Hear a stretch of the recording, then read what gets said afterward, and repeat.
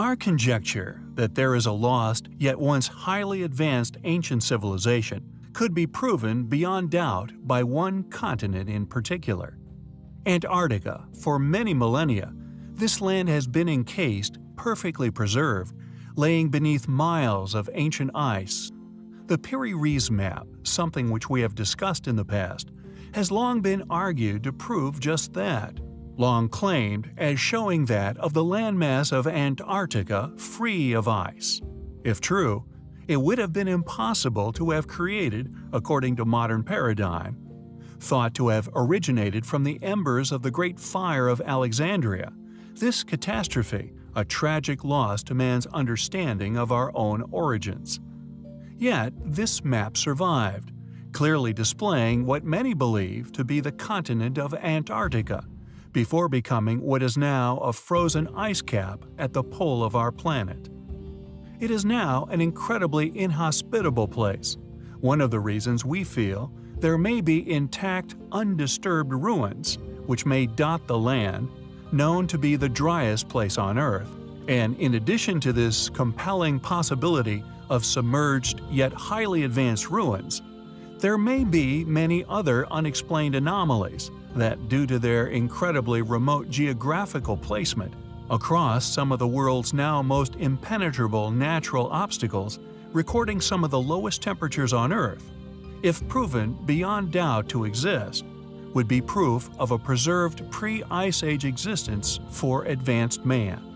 Yet due to this immense cold, and the fact that it is a largely unexplored tundra capable of killing even the most experienced of explorers, many things which rest here remain unexplored. Yet just like that of the face of the moon, one must ask the question, just what could be laying there, buried within or resting upon this giant ice sheet many miles deep? Objects just like the anomalies discovered in Roswell, New Mexico in July 1947, which, although strongly argued by officials as that of a United States Army Air Force's balloon which crashed at tremendous velocity at a ranch near Roswell, which many claim was in fact a UFO which crashed, would inevitably be covered up by whatever power was capable of not only visiting such anomaly, but retrieving it. Crashing into the seemingly endless tundra, and our next item of interest could behold just as controversial an origin as that of the causation for what many claim as the Roswell conspiracy, a truth so controversial only top military personnel would be privy to. This remarkable image taken by satellite clearly displays an as yet unexplored anomaly, resting at the basin of a hilltop it presumably crashed into, with its velocity upon impact sliding the mysterious object down the side of the mountain.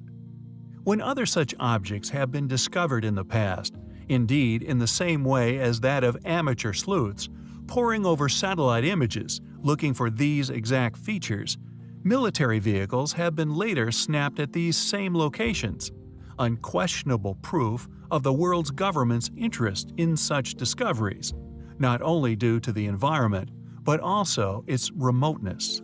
Found in permanently frozen areas could mean that if such objects do indeed turn out to be that of an alien craft, could also be in a condition to be successfully reverse engineered, if not repaired by man. A technological explosion would inevitably occur, a lucrative operation indeed.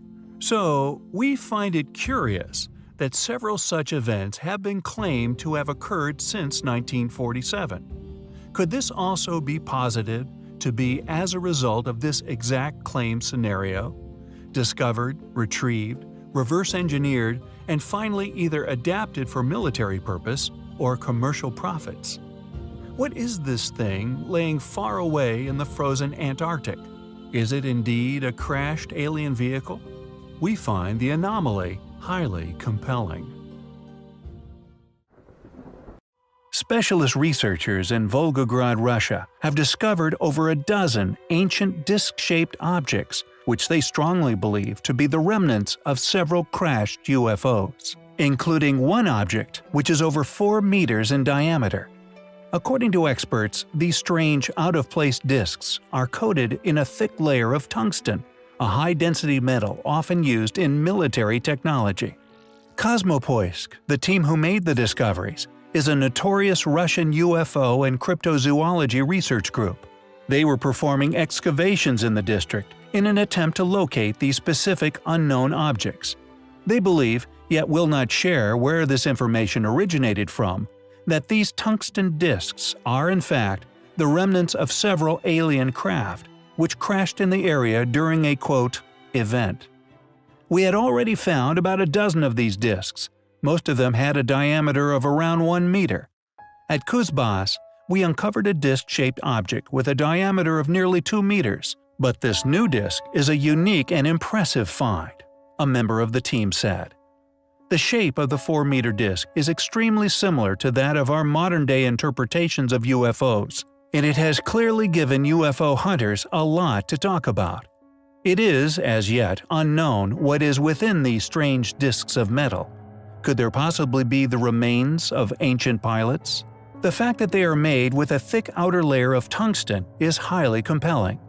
Tungsten is the metal of choice when it comes to high temperatures, this being due to it having the highest melting point of all known metals. It is a prime choice for withstanding the heat from entering Earth's atmosphere. One of the main reasons for its use within military hardware, such as orbital missiles. The newly found disk has been transported to the Zernovsky Museum, where scientists are studying it in an attempt to establish its age and the exact composition of the materials within. Although they clearly reject the possibility of it being an alien craft, they themselves do not know exactly what these disks are, where they came from, how they came into being, or indeed what may lay inside. Earlier this year, another mysterious tungsten-coated disk was discovered in Russia by a mining company near the city of Belovo. The mysterious 1.2-meter disk was located at a depth of 40 meters within the mine, strongly suggesting that it is very ancient. Archaeologists performed several tests and reluctantly concluded that the perfectly circular object was somehow made by man in the very distant past, though they severely lacked any explanation as to how that was even possible. More information regarding the objects will hopefully be made available after experts analyze them in the Zernovsky Museum in Russia. We will keep you posted. There are many unexplainable ruins upon our planet, whose age, or indeed true origins, are still an enigma to be unraveled. However, we feel that thanks to ours and many others' astute and devoted research, we do now have a very thorough understanding of past lost civilizations' capabilities. In some areas, there is undoubtedly more than one advanced ancient phase of building work. For instance, we feel that the ancient pyramids of Giza, ancient relics photographed from almost every angle, now, thanks to alternative research and in-depth scientific investigations, shows clear indication of at least 3 phases. These 3 phases are also possibly evident at many other ancient sites, in particular Peru. What's important regarding these phases is that although they have undoubtedly been accomplished at vastly different times in history, they are all incredibly advanced. In fact, they are far more advanced than any ancestral attempts to recreate them, which can be found throughout our own thoroughly academically documented history. This throws up some controversial implications. For example, did this ancient civilization, just like ours, develop to a point where they were capable of space travel? Or perhaps, a more interesting posit, were these most sophisticated and indeed ancient ruins left by a civilization who actually traveled here from another planet to begin with? Perhaps Mars? Since its discovery, Mars has been the subject of countless theories regarding the possibility of past life having once flourished upon its surface. There are even those who have proposed and relentlessly searched for an ancient advanced human civilization having once inhabited its red landscape. We have indeed shared a number of Martian theories, supported by compelling physical evidences from its surface, including the mystifying cleaning events which have been experienced by each rover while still able to move on the planet. Although many of the most compelling, possibly ancient artifacts found upon the Martian surface have indeed been covered by numerous sleuths, we feel the following objects' possible identity may have been overlooked. Pictured within a NASA image known as Sol 746, presumably taken on the 746th day, it shows a perfect sphere resting in the red dust. Although noticed, its puzzling characteristics, surprisingly, have yet to be linked with one of the most recognizable UFO shapes of the modern age, the metallic sphere. These objects not only witnessed, documented, and video recorded on nearly every continent on Earth, they have also been the object most often recorded on many inches of unexplained NASA footage from low Earth orbit, lunar, and now, we feel, much further afield. Could this mysterious sphere actually be a crashed metallic UFO? Although spheres appear in nature under the identification of land pearls, its origins would have involved tremendous amounts of water, something that has not been seen on Mars for an extremely long time. Could this mysterious sphere, photographed by NASA, actually be that of a crashed metallic UFO? We find the proposition highly compelling. On April 17, 1897, an incredible event would occur in a small farm within Aurora, Texas. According to the locals, an alien craft came streaking down towards their farmhouse before dramatically crashing through a windmill and into a nearby field. The incident, now known as the Aurora UFO incident, was strangely similar to the Roswell crash. The people who lived on this extremely remote farm would actually discover alien corpses within the alien wreckage. On the 19th of April, 1897, Dallas Morning News, written by Aurora resident S.E. Hayden, alleged that the UFO is said to have hit a windmill on the property of a Judge J.S. Proctor 2 days earlier at around 6 a.m., resulting in its crash. A pilot, who was reported to have been not of this world and Martian-looking, according to a reported Army officer from nearby Fort Worth, did not survive the crash, subsequently buried with Christian rites at the nearby Aurora Cemetery. And the cemetery does indeed contain a Texas Historical Commission marker mentioning the incident. Reportedly, wreckage from the crash site was dumped into a nearby well, while some ended up with the alien in the grave.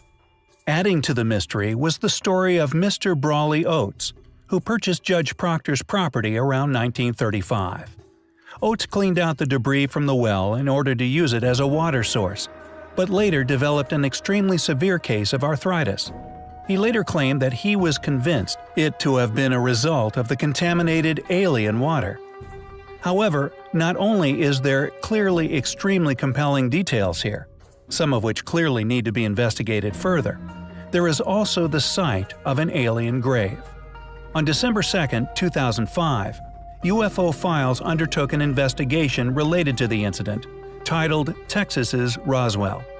Their episode featured a 1973 investigation led by Bill Case, an aviation writer for the Dallas Times-Herald and the Texas State Director of Mutual UFO Network, MUFON. MUFON investigated the Aurora Cemetery. They discovered a rather peculiar stone that was, in fact, a headstone, which depicts an alien craft. This stone signifies the resting place of what most of the town are convinced was an alien being. The team received very strange readings from metal detectors when exploring the grave. MUFON asked for permission to exhume the site, but the Cemetery Association declined permission. After the MUFON investigation, the marker mysteriously disappeared from the cemetery, and a 3-inch pipe was placed into the ground. MUFON's metal detectors no longer picked up the strange metal readings from the grave. Thus, it is now largely presumed that the artifacts, along with remains, have been secretly removed from the grave. MUFON's report eventually stated that the evidence was inconclusive, but did not rule out the possibility of that strange event actually occurring on the night of 1897. Although the Cemetery Association still do not permit exhumation, Ground-penetrating radar has been used on the grave. However, the condition has badly deteriorated, and the radar was not able to conclusively prove what's still there. Could there really have once been an alien buried in this small corner of Aurora? Sadly, we may never know for sure. In July 2012, a curious Google Earth image was discovered by Russian UFO researcher Valentin Titarev. The image quickly made its way around the media, with varying reactions. Andrew Fleming from the British Antarctic Survey told the UK newspaper The Mail Online that the object was clearly a simple crevasse in the ground. They can be tens of meters deep, nothing unusual, it's certainly not a UFO. Well, it seems he may be right. However, an image purporting to be from the same site taken 1 year earlier has been uncovered. Researchers looking at previous satellite images of the same site taken in April and December 2011 found what appeared to be 4 massive vehicles parked in the snow, pointed towards a mysterious object. There appears to be more than a simple crevasse going on in this image. What appears to be going on is that a huge scientific research center has been deployed to a meaningless location in an icy desert, which just so happens to be by an object and strange feature in the ice that looks all for the world like a crashed aircraft pattern, only for it to completely vanish a year later. What should we make of these earlier satellite images? While some reports identify the shapes as tanks, if they really are vehicles, they're massive in size, probably around 70 feet in length. There are no tire tracks, but they could have been covered by snow or blown away. They look more like research centers. Also note the drift patterning around them towards the object. Is this camouflage canvas? Why are all the drifts in the same direction and none on the other side of the vehicles? Is it a crashed alien craft? If it was, I would have definitely filled in the hole afterwards.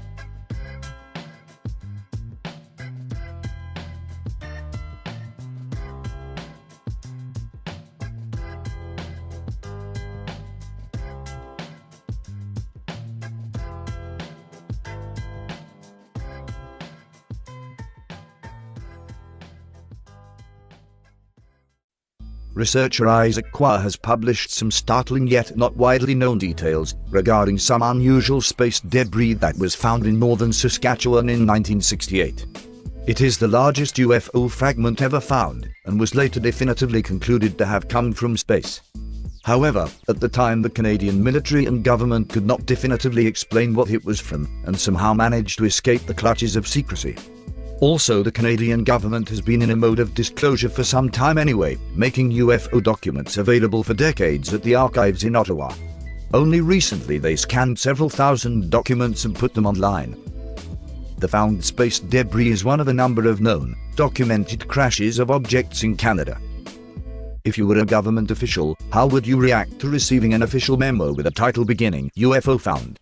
What if the memo also referred to a metal fragment, examination of which revealed the exhibit had likely formed part of a vehicle that traveled in outer space, and attached relevant photographs?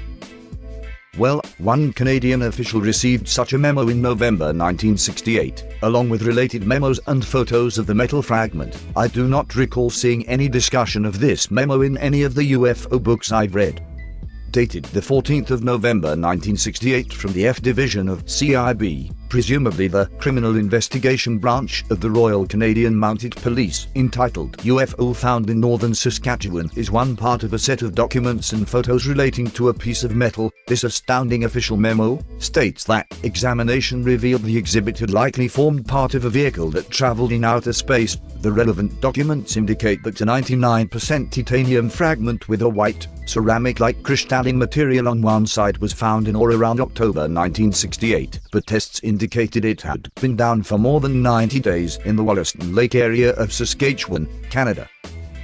This other official memo, dated the 24th of October 1968, discloses that the object was titanium 99% pure, 4 foot long and 2.5 feet wide, and weighed between 10 and 15 pounds. This makes the fragment the largest alien piece from a satellite that has ever landed on Earth. That memo indicates that a local newspaper, the Leader Post, was aware of the find. A handwritten annotation indicates the NRC should release information about the find, including the fact that the RCMP lab identified the object. Yet no media coverage ever happened. Man-made satellites are also supposedly made of aluminium, not pure titanium. Here are some crashed satellite images. Note, none come close to the alien-looking appearance of the Canadian fragment.